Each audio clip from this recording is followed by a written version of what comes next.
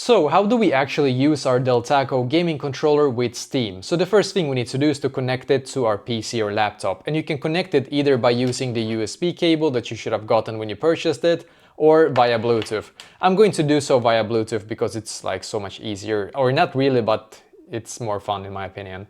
So now you have to click to be able to enter pairing mode, click on this button together with this one until it's gonna start blinking right here. And then what I'm going to do, I'm going to go into settings on my PC here and then Bluetooth and devices and then add device and then Bluetooth right here as you can see, and then click on wireless controller. So now when it says your device is ready to go, you can see it's connected here. We can now go into Steam.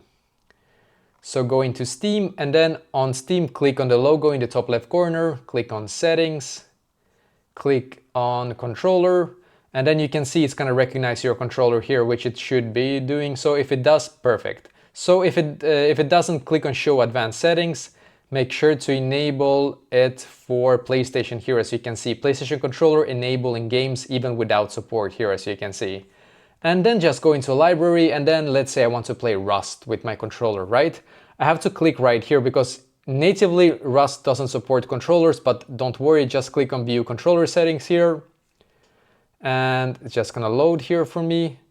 Not sure why it's a little bit slow, but you can see here it says use Steam input. So for you, if it says enable Steam input here, just click on it. And that's for every game that you're trying to play on Steam with your controller. Just click on enable Steam input. You can see by the way it's working fine here. But yeah, basically that is exactly how to do this.